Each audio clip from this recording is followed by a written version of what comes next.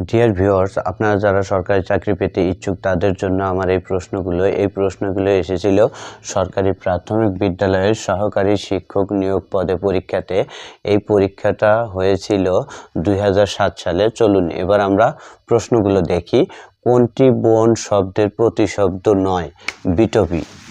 এটার উত্তর হবে বিটপি। ব্যতিহার বহুব্রীহি সমাসের উদাহরণ কোনটি? কোলে কোলে যে মিলন, কোলাকুলি।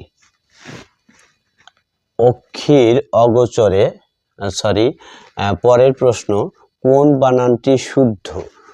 বানানটি শুদ্ধ? অধোগতি এই বানানটি শুদ্ধ। নিচের কোন শব্দটি জাপানি শব্দ? রিকশা।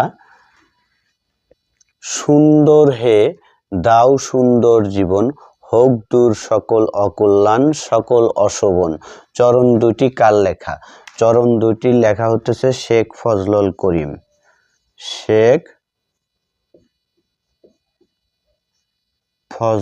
করিম। ধন্যবাদ ডিয়ার ভিউয়ার্স। এরকম ভিডিও পেতে অবশ্যই আমার এই পেজটাকে লাইক, কমেন্ট, শেয়ার করবেন।